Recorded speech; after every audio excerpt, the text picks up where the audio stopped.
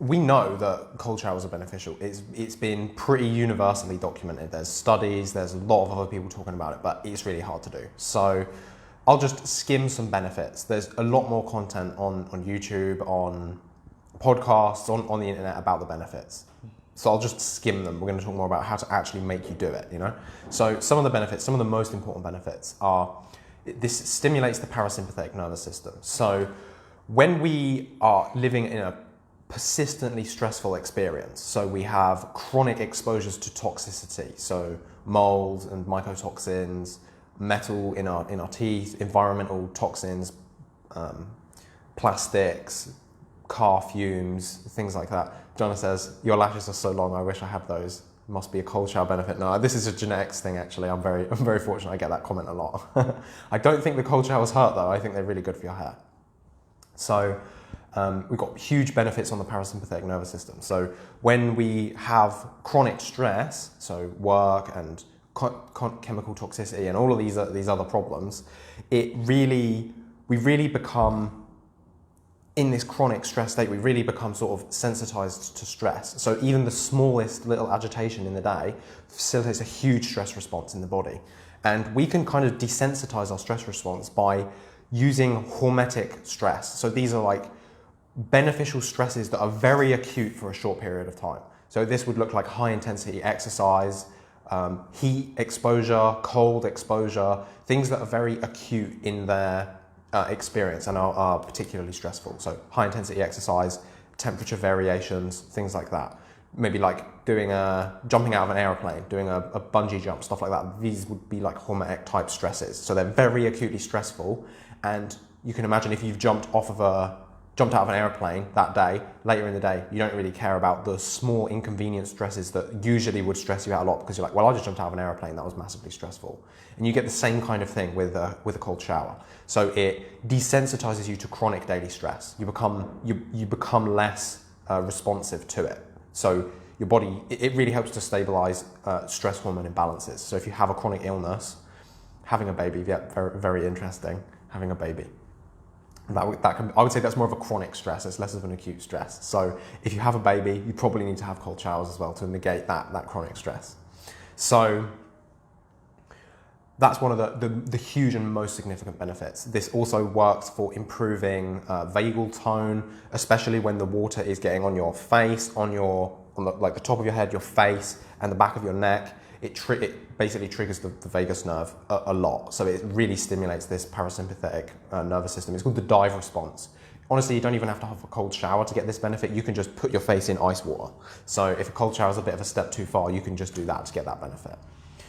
It's hugely beneficial for your skin and your hair. So it stops, because the hot showers, they're higher temperature, they open your pores and they melt the fats that your body naturally secretes. So it creates dry skin, dry hair, and it's basically like stripping your body of all of its healthy natural oils. So if we use a cold shower, your pores stay smaller, they stay closed, which means you lose less of these. And obviously because it's a colder temperature, it doesn't melt them off so quickly.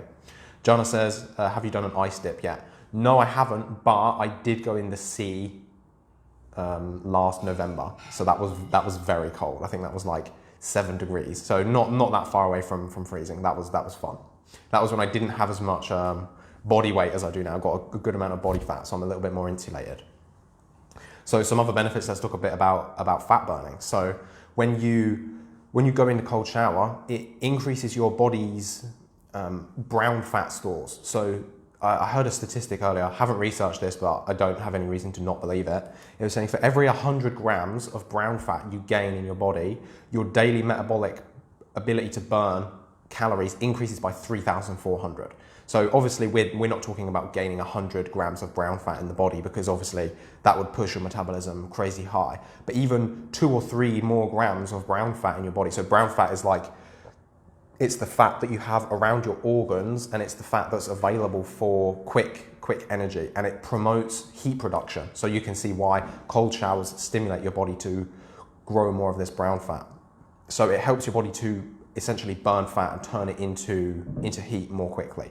So increasing like 2, 3, 5 grams can increase your daily calorie burn by like 200, 300, 400. And this is passively. So you're not burning this while you're in the shower, you're increasing the amount of brown fat you have. So through the day, your metabolic rate for being able to burn fat is increased. And this also helps with turning the food that you eat, turning the fat, the carbs, the stuff that you're eating into heat. So if you're one of these people like me that was cold all of the time, you would imagine that having a cold shower is the worst thing that you could imagine. It's the last thing you'd want to do. But it actually really helps with increasing your circulatory system. You get increased blood flow, and it encourages your body to increase these brown fat stores, which help you metabolize the food that you eat into heat more easily, more rapidly, more readily. Cindy says, hi there. Hi Cindy, lovely to have you. We're talking about cold showers today. Have you ever had one? If anyone has ever had a cold shower, let me know. Leave me a comment. Let me know if you've tried it. And if you haven't, maybe you try one after this and let me know how it goes. So some more benefits. So let's cover some more benefits. So if you have a mental health problem, anxiety and depression, two of the biggest ones that most people struggle with, it can really help with that. So in both cases, there's you could say like depression is sort of like you're living in the past, and anxiety is like you're living in the future. You're worrying about future outcomes. When you're in a cold shower, you do not care about what happened yesterday. You do not care about what's happening tomorrow. You're just trying to survive in the moment. And this is because you have a very acute release of a lot of stress hormones, particularly norepinephrine. And it's been documented that people with chronic anxiety and depression, so these chronic mental health problems, have lower levels of norepinephrine throughout the day. So using a cold shower can stimulate the norepinephrine release, and it also increases your sensitivity to norepinephrine throughout the rest of the day. Cindy says, I actually take very hot showers and then go cold at the very end. I read that it helps with lymphatic drainage. That's a really good way to do it. I think that's called the James Bond shower. So where you turn it cold at the end, it's called a James Bond shower. So very cool. That's the way I used to do it. I'm going to tell you how I do it now, and it's been really helpful for me. Danielle says, I have them most days, less so in the winter. I find it so invigorating. I've now started to crave them. Yeah, I'm at that point now as well. And Peter, lovely to have you, Peter. He says, yes, cold shower is great, just not easy to start. Yes, I agree. So I'm going to give you some tips for how we can improve these things when we finished on the benefits. So I want to give you an anecdotal benefit now. So I've noticed that sometimes, especially if I eat a little bit late the day before, I feel like my digestion is a bit kind of like sluggish, like I feel like bloated, a bit overly full, and I just feel a kind of meh. You know, I don't really want to eat breakfast. I just feel kind of off-put from food, and I feel like my gut still has work to do from the night before. And I find that if I have a cold shower, and this is probably stimulating the vagus nerve, it just like cleans my digestive system out. I just feel my motility activate, and I get out, and sometimes I don't always feel hungry, but I feel a lot better. I feel like it's pulled the blood into my digestive system, which kind of makes sense because when you have a cold shower, it pulls all of your blood into your visceral organs. So like your digestive system, your liver, your lungs, this kind of area in your body. So that kind of makes sense. A really, really useful anecdotal benefit for me. So I think the last benefit that we're going to touch on here is mitochondrial biogenesis. So the way that your body turns the food that you eat into heat to keep you warm is through your mitochondria. So there's two ways that we can put stress on the mitochondria. And when we put stress on the mitochondria, it encourages them to increase in their numbers, in the muscles, inside the nervous system, in all of the body. So when we put these stresses on the body, we get an increased mitochondrial density, which means we have increased energy, we have increased body temperature regulation, we have access to more explosive energy. So think like in the gym, the high intensity workouts where you're going to absolute failure, new feats of strength. That's the kind of increase that we're talking about. And surprisingly or not, this is actually the best way that we can increase the mitochondrial density by stimulating mitochondrial biogenesis through the high intensity exercises. So that's a really good option. But the other really good option is cold showers. And some people would struggle with the high intensity exercise because it would cause the post-exercise fatigue. If you have chronic fatigue syndrome, if your mitochondria are slightly damaged, that can be a bad option.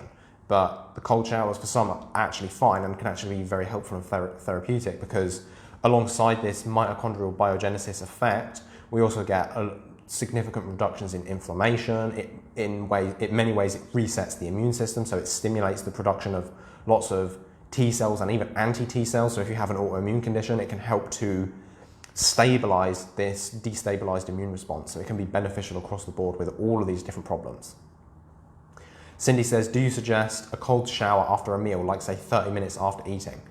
For me, I found that I like it best first thing in the morning. So you've got to think the cold shower is kind of like a stress. It's kind of like a bit of an acute stress for a long-term desensitization of stress. So using it first thing in the morning can be nice because especially if you're using it and it's coinciding with your natural cortisol awakening response, it can be really beneficial because it amplifies that. So you get that really strong cortisol release in the morning, which makes you feel energized and motivated and focused and productive, so you can get on with your day.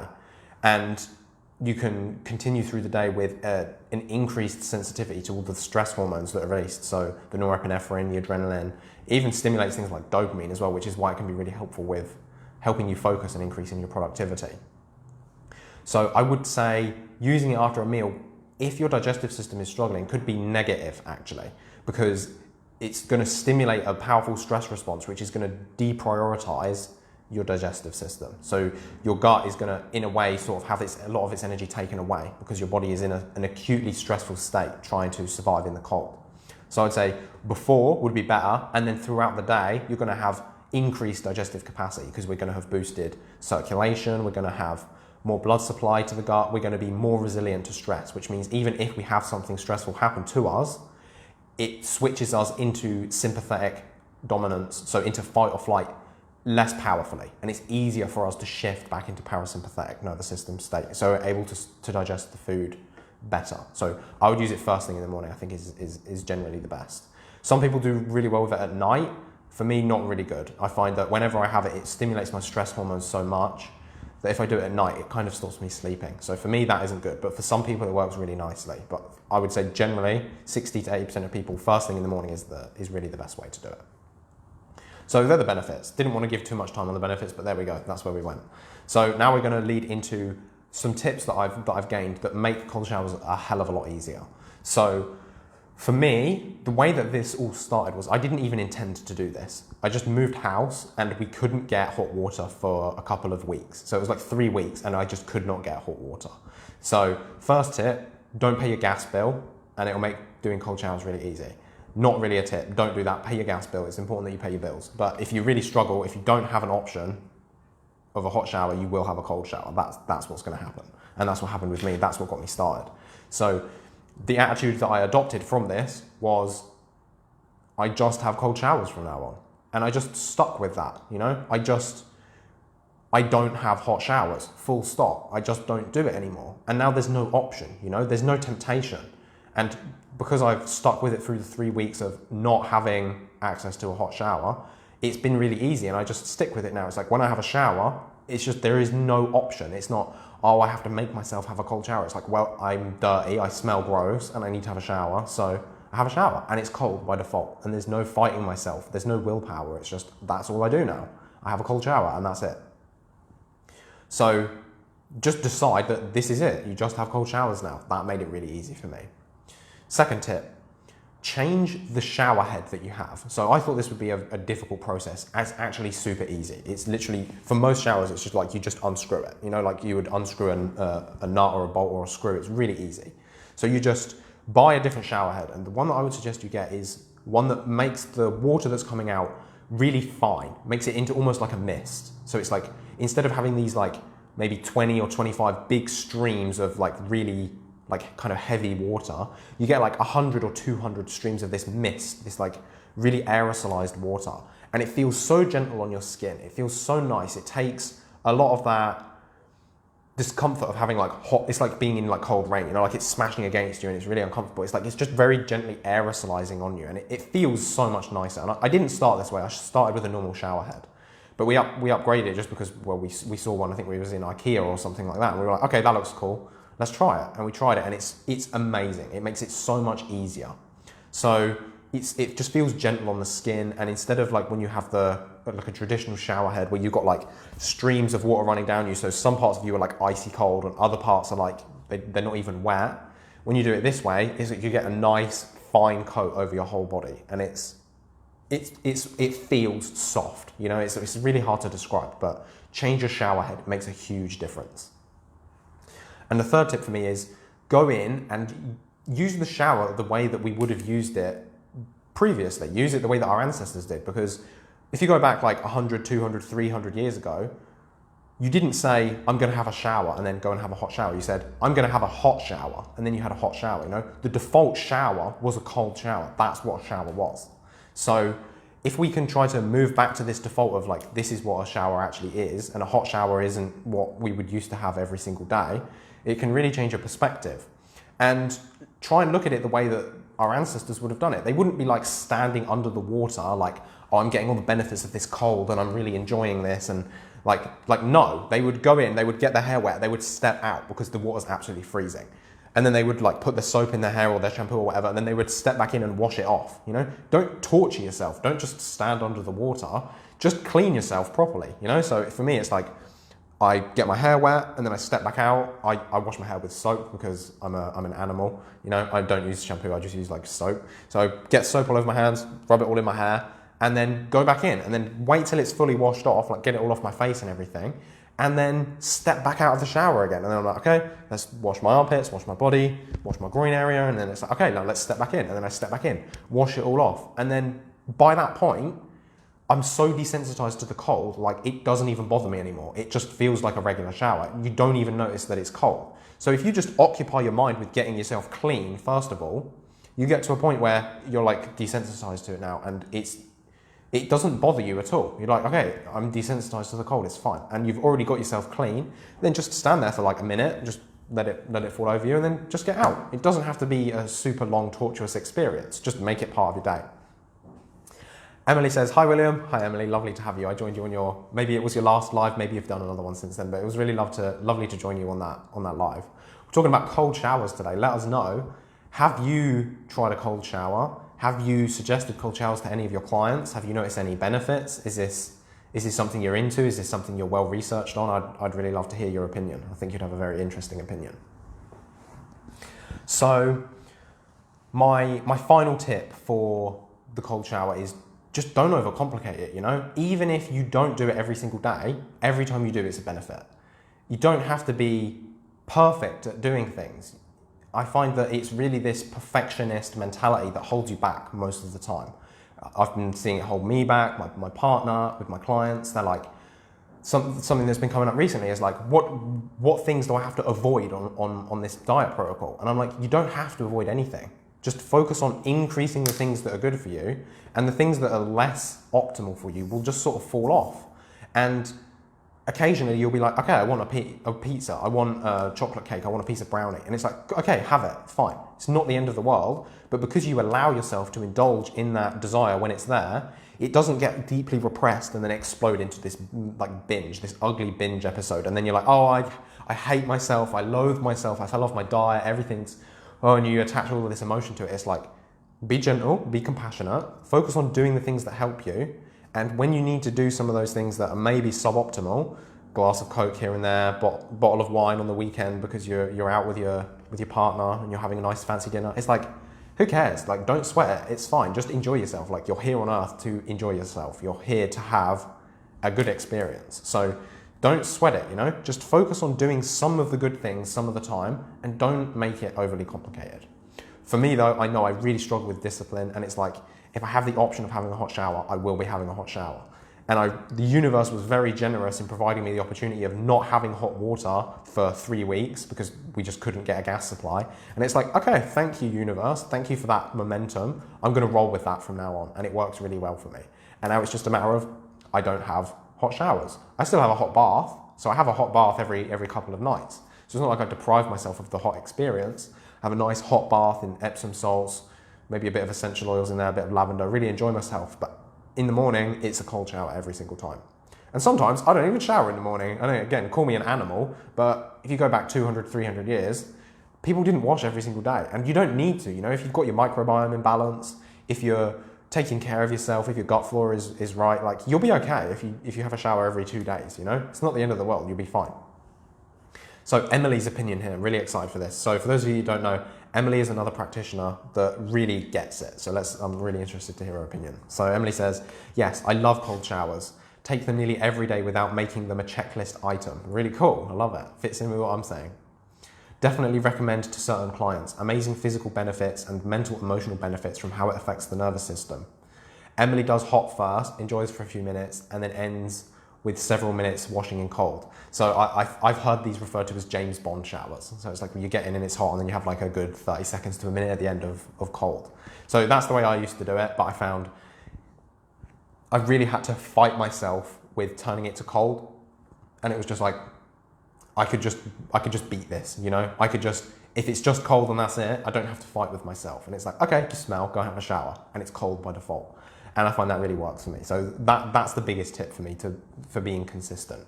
So just to quickly summarize the tips here. And this might be a good one for you, Emily. Change your shower head. Get your shower head to be one of those really nice, soft, misty water dispersers. Instead of being like this nasty stream of thick, heavy water, get one of those ones that aerosolizes it, that really mists it. It's such a nice, pleasant experience. Cassie Bonilla, hi Will, lovely to have you, Cassie. We're just finishing up, but you'll be able to watch this as a replay. We're talking all about cold showers. You don't want to miss this one. Let me know, have you ever had a cold shower? So summarize the tips. For me, what really helps is don't give yourself an option. It's a cold shower or it's no shower. So that works really well for me. Second tip is change your shower head. Make it a really nice shower head. It really makes a difference. The way the water comes out of the thing makes a big difference. It really can change it to a really pleasurable experience. And third tip is I really like to dip my head in, take it out, wash it, dip my body in, get it a little bit wet, put soap on myself, go in, wash it off, and by that point I'm desensitized. You know, it's like I don't even feel it's cold, and I can just stand in there and it's comfortable. Another really cool tip that I used to like doing is put a song on that's a certain length and just spend that much time in the shower. So if you have a song that you really like, I know one that's really popular, it's been really stuck in my head recently, is the Kate Bush Running Up That Hill from Stranger Things. That's been going around in my head in a loop. So sometimes I'll put that on just before I get in. It's about 3.5, 4 minutes. So it's like, okay, I know that when that finishes, I've been in here for 4 minutes. And usually I'm still washing my body by the time the song finishes. And I know that I've spent more than enough time in the shower. Emily says she's definitely going to try the shower head. Do it. It's so worth it. Like best £14 I ever spent. Rachel Ray, lovely to have you, Rachel, says, how cold does the water need to be?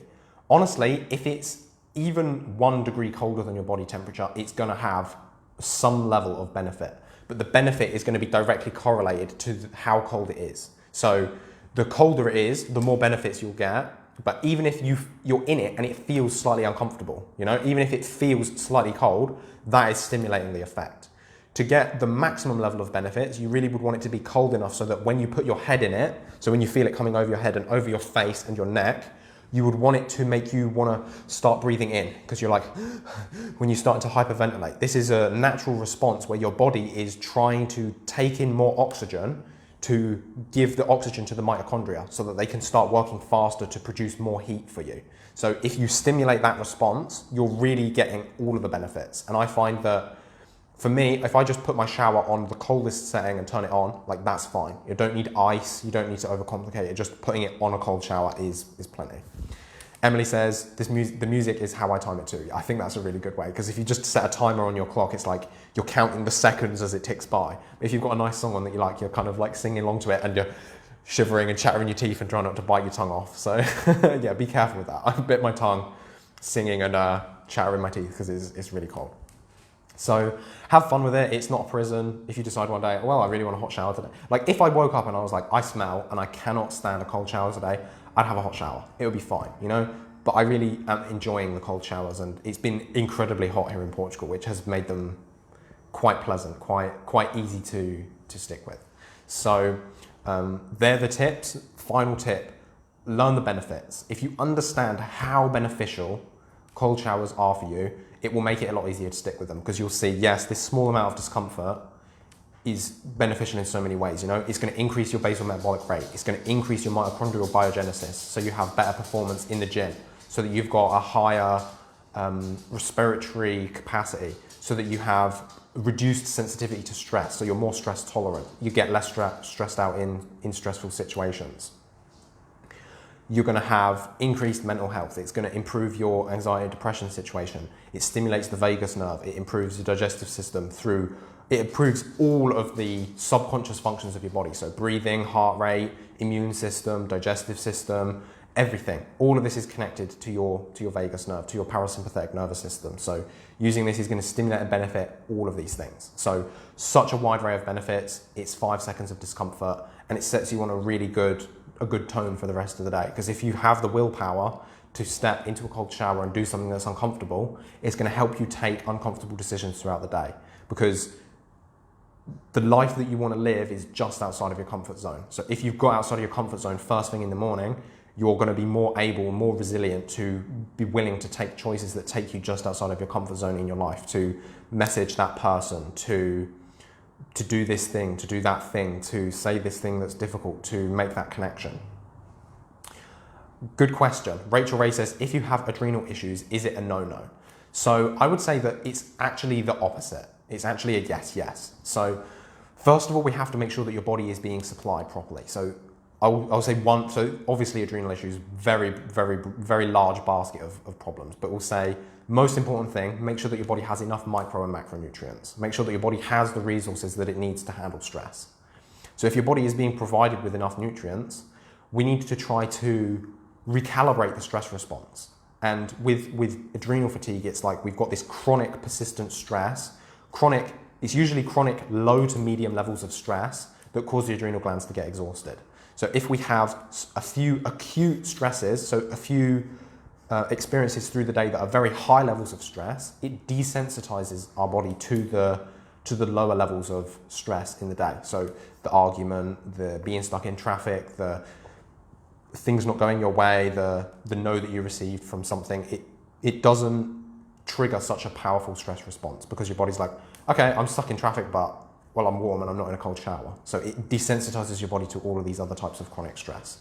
So I would say adrenal issues and cold showers is very good. You have to make sure your body is being supplied enough nutrients though, because when your body is given acute stress, but it doesn't have the building blocks that it needs to recover from the acute stress, that will absolutely destroy your adrenal glands. So make sure that you're providing your body with everything that it needs to replenish itself. And then in that case, it's a yes, because it's going to help you to desensitize yourself to the chronic stress of just being alive in the 21st century. So that's everything for today. Hope you found it really interesting. Let me know if you try a cold shower after this. I'll be really interested to hear how it goes for you. You can send me a DM, you can leave me a comment on the video, however it is. Just let me know what your experience with cold showers is like and if this has inspired you to maybe try one. Everything from me today. I'll see you soon. Ciao.